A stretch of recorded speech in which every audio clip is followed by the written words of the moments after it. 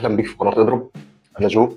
في الفيديو ده هتكلم عن اسلام مخاشب والفايت الجاي بتاع اسلام. دينا وايت اعلن ان الفايت اللي جاي لاسلام مخاشب هيكون جاك ديلا مادالينا JDM، وهيكون في يوم 15 نوفمبر في ماديسون سكوير جاردن.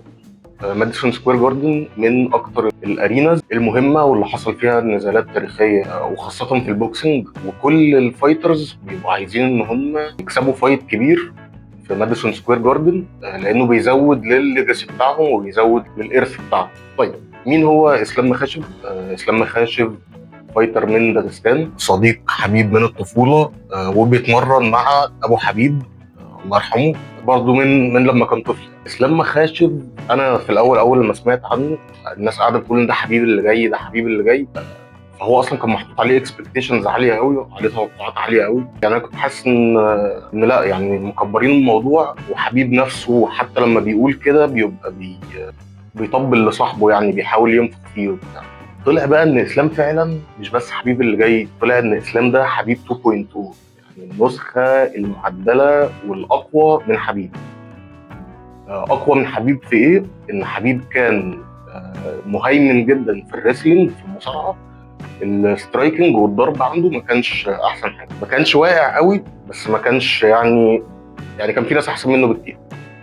اسلام بقى از دوميننت زي حبيب في الريسلينج والجرابلينج، وبقى اعلى من ناس كتير قوي ومن حبيب في السترايكنج. يعني هو السترايكنج بتاعه، يعني مثلا نوك اوت فولكانوفسكي، اسلام كان اول فايتر ينوك اوت فولكانوفسكي. فالريكورد بتاع اسلام 27 وين، خساره واحده. الخساره الواحده دي قدام فايتر تعبان قوي، اللي هو انا مش فاكر اسمه حتى، تقريبا كان اسمه مارتنز. يعني هو المفروض الفايت ده خلص بقضيه، انا بصراحه مش شايف انها قضيه ولا شايف ان الفايت خلص. في حاجه اسمها تكنيكال نوك اوت، اللي هو لما فايتر بيقع في الارض ساعات الحكم بيتدخل وبينهي النزال، يعني من غير ما الفايتر يبقى اغمى عليه. وده في احيان كتير بيكون صح، بس في احيان قليله برضو بيبقى اختيار غلط، والحكم بيتدخل بدري وبيوقف الفايت وهو ما كانش المفروض يوقف. ده في رايي انا الشخصي، ان الفايت ده وقف بدري عن ما كان المفروض يقف. بس عموما انا هحط لكم يعني التكنيك TKO ده، وانتوا قرروا لنفسكم يعني. وعموما اسلام عمره ما قال اي حاجه عن الخساره دي، يعني انا بس اللي بقول كده. يعني هو الراجل عمره ما طلع يتحجج ولا قال ان الخساره دي ما كانتش المفروض تتحسب، ولا اعترض ولا اي حاجه، ولا حتى الكوتش بتاعه. يعني هو نفسه عمره ما اعترض على الخساره دي. انا بس اللي عندي تحفظ عليها، يعني مش شايف انها خساره واضحه. شايف ان الحكم اتدخل بدري سنه، وانه ما كانش المفروض يتدخل، بس هي خساره في الاخر. حلو. امتى كانت الخساره دي؟ الخساره دي كانت في 2015. يعني اسلام مخاشف اخر مره خسر كان في 2015، من 10 سنين. هو دلوقتي معاه 15 وين ستريك، يعني بقاله 15 نزال متتالي بيكسب. واسلام مخاشف كان النمبر 1 باوند فور باوند فايتر. الكلام ده يعني ايه نمبر 1 باوند فور باوند باختصار؟ يعني كانك بتبص لقدرات الفايتر بغض النظر عن وزنه وهو في انهي ويت كلاس. كانك لو شلت موضوع الويت كلاسز كده من الرياضه، مين احسن فايتر في UFC دلوقتي حالا؟ كانه مين اقوى فايتر النهارده في UFC؟ هو ده النمبر 1 باوند فور باوند. هو اسلام كان النمبر 1 باوند فور باوند السنتين اللي فاتوا او الثلاث سنين اللي فاتوا، لسه متشال من الرانكينج قريب، لان هو اختار انه يطلع وزن. هو كان في وزن اللايت ويت، الوزن الخفيف، اختار ان هو يطلع للويلتر ويت، هو الوزن اللي فوق. بصراحه مش عارف اسمه ايه بالعربي. الوزن اللي فوق ده اللي هو ال 170 راجل. هيقابل مين؟ هيقابل مقاتل جامد جدا، فايتر جامد جدا، اسمه جاك ديلا مادالينا او JDM. JDM ده مقاتل استرالي، ويل راوندد، كويس. هو اجمد حاجه فيه السترايكنج. شفنا مثلا قدام بلال قدم مستوى عالي جدا يعني. قدام جيلبرت بيرنز برضه قدم مستوى عالي جدا، خاصه ان هو يعني خد الحزام من بلال بعد ما شفنا بلال وهو مسيطر على ليون ادواردز سيطره تامه، اللي هو اللي كان البطل اللي قبل بلال. ده معناه ان هو يعني مش بيكسب فايتات سهله، لا، هو اثبت نفسه قدام ناس تقيله زي بلال وزي جيلبرت بيرنز. وبلال بالذات، لان بلال اتمرن مع اسلام ومع الكامب اللي هو بتاع اسلام وحبيب، والريسلينج بتاعه عالي. وJDM عرف يوقف كل محاولات الريسلينج بتاعه بلال. جي دي ام هيبقى عنده فكره ازاي يتصرف مع البريشر اللي اسلام هيقعد يحطه عليه في ناحيه الريسلينج بس احنا خلاص عارفين دلوقتي ان اسلام مش ريسلر بس، اسلام سترايكر جامد جدا. شفنا ان هو مع داستن بوريه كسب ال5 راوندز. اي نعم هو اتعور جامد بصراحه في الفايت بتاع داستن بوريه ده. I think it's my first cut, you know. It's okay. This is MMA. This is not soccer, not basketball. This is MMA. We fight. الفايت ده حلو جدا، من احلى الفايتس اللي انا شفتها في حياتي، وكنت في موقف لا احسد عليه لان انا كنت بشجع الاثنين فايترز. وعموما البوستر ده فان كان عامله واحد من مشجعين اليو اف سي، كان عامله للفايت ده اللي هو بتاع اسلام وداستن بوريه، وكان فايت حلو جدا. تقريبا الفايت قعد 24 دقيقة من ال 25 دقيقة. اسلام وشه اتفتح بطريقة يعني كانت تقلق. ابتديت اقول ده كده ممكن داستن بوريه يكسب، ده ممكن حتى يوقفوا الفايت بسبب الجرح ده وبتاع. بس في الاخر في اخر دقيقتين في الفايت اسلام عرف ان هو في الاخر يجيب المكسب يعني. وبحركه غريبه كده هبقى احطها لكم، جاب رجل داستن بوريه، عرف ينهيه يعني، عرف ينيمه. اسلام خاشب اخر مره خسر كان في 2015، معاه دلوقتي 15 في التيم فايت وين ستريك، 15 نزال متتاليين، معاه 13 سبميشن، 5 نوك اوت وتكنيكال نوك اوت. نمبر 1 باوند فور باوند اتشال بسبب ان هو اختار انه يطلع للوزن اللي فوق ويواجه البطل اللي فوق اللي هو جي دي ام، جاك ديلا مادالينا. هيكون فايت حلو جدا، يعني بالذات علشان جي دي ام اثبت ان هو عنده تيك داون ديفنس عالي جدا، وانه يقدر يوقف محاولات ريسلر بطل زي بلال محمد. طبعا احنا عارفين ان اسلام ليفل تاني برضه غير بلال، بس خلي بالك برضه ان اسلام عمره ما طلع للويلتر ويت، هو طول عمره متعود على اللايت ويت. فرق 15 باوند برضه مش قليل، فرق فريمز الفايترز. اسلام معظم الوقت بيبقى هو الحجم، يعني هو حجمه اكبر من معظم اللايت ويت. هو متعود ان هو يا اما بيبقى المقاتل قده حجما يا اما اصغر سنا. دلوقتي بقى هو بيطلع للوزن اللي فوقه، الفايترز هناك احجامهم مختلفه،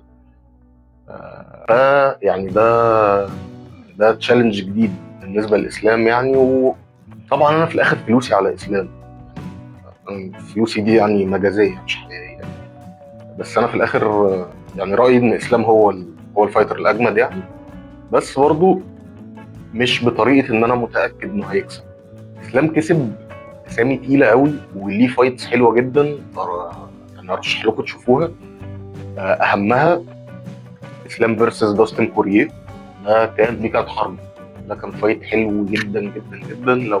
لو بحاول ادخل يعني لو بحاول الوط اي حد من صحابي انه يتفرج على يو اف سي، ده هيبقى من اول الفايتس اللي هفرجها له، الفايت بتاع اسلام وداستن بوريه. عندك برضو اسلام فيرسز فولكانوفسكي، الفايت الاول 25 دقيقه ضرب نار، 25 دقيقه احلى الفايتس اللي شفتها. فولكانوفسكي كان طالع من الوزن اللي تحت، طالع من وزن الريشه اللي هو 145 رطل للوزن الخفيف 155 رطل. كان ساعتها فولكانوفسكي بقاله 12 فايت متتاليين بيكسب، معاه 12 فايت وين ستريك، ودافع بقى عن حزامه كتير جدا لحد ما زهق وقال انا عايز اطلع اخد الحزام اللي فيه. طلع بقى الاسلام بس ما عرفش ياخد منه الحزام. الفايت الاول قعد ال 25 دقيقه كلهم، بس اسلام كسبه بقرار الحكام يونانيموس ديسيجن، 3 حكام ادوا له القرار. بس هو كان فايت قريب جدا جدا جدا جدا. فايت انا ما كنتش عارف يعني، انا في اخر انا اتفرجت عليه وفي اللايف يعني لايف من بيتنا، ما كنتش قادر احكم مين اللي كسب. كنت حاسس انه فولكانوفسكي بصراحه، من كتر ما الفايت الاول كان قريب وكان مش محسوم يعني 100% مين اللي كسب. قرروا يعملوا ريماتش، يلعبوا بعض ثاني. في الفايت الثاني بقى اسلام قال لك انا مش هرسل، انا مش هتعب دماغي، انا هسترايك في الراوند الاولى يا اما في اول الراوند الثانيه، هيد كيك تصبح على خير فولكانوفسكي. وهو ساعتها اصلا كان في فايت حضر ما بين اسلام وما بين ارمان تساروكيان لو انا فاكر صح.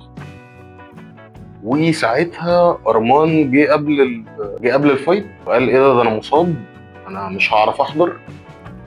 قام جه مين بقى؟ فولكانوفسكي قال طب انا جاهز اهو، يلا احنا فيها. والكلام ده كان فاضل له قد ايه لو انا فاكر صح؟ يعني كان فاضل له اسبوعين. ليه المعلومه دي مهمه؟ لان الفايتر يعني 90% من الفايترز بياخدوا تقريبا 8 اسابيع بيحضروا للفايت. انت عشان تقول لفايتر يلا انت هتفايت، يبقى الكلام ده بعد من 6 ل 8 اسابيع. ليه؟ عشان يلحق يذاكر الفايتر اللي هو هيواجهه ده، لان كل واحد بيبقى ليه ستايل غير التاني وكل واحد بيتحضر له الطريقه بتاعته هو يعني.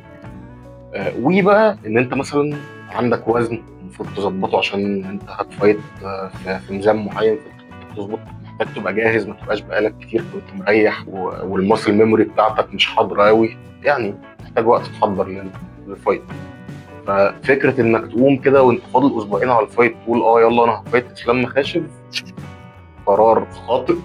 كده اسلام فنشه في اول راوند، يعني الموضوع ما خدش منه وقت، على عكس الفايت الاول اللي بينهم اللي كان حرب. الفايت الثاني هيد كيك تصبح. وبرضه فايت كمان لاسلام كان حلو وجدير بالذكر، الفايت اللي كسب فيه الحزام قصاد اللي كان البطل الحالي ساعتها كان تشارلز اوليفيرا البرازيلي، جوجيتسو سبيشالست. واسلام دخل عرفه ان الجوجيتسو ده لعب عيال، يعني خدش في ايده برضه غلوه. في اول الراوند الثانيه لو انا فاكر صح كان فنشه، اداله بوكس وقعه في الارض. كل الناس بتخاف يعني لما تشارلز اوليفيرا بيبقى في الارض عشان هو بقى المفروض خبير جوجيتسو، كل الناس ما بتخاف تقرب علشان ايه ما يعملهمش صدمه حركه اخضاع، الا اسلام. هو انت هتنام لي في الارض؟ طب تعالى وقام فنشه على طول. ده كان يعني ده كان اول يو اف سي ايفنت اقعد اتفرج عليه لايف بيحصل، كان الاسلام كسب فيه البلد وساعتها عرفت ان لا، يعني هو مش هايب على الفاضي، ده فايتر جامد. انه يخش يكسب البيلت في 5 دقايق يبقى ده فايتر جامد. وبقى قعد يثبت لنا كده فايت بعد فايت قد ايه هو جامد يعني. فهو الفايت اللي دينا وايت اناونسو ده اللي هيكون اسلام في مقابل جي دي ام.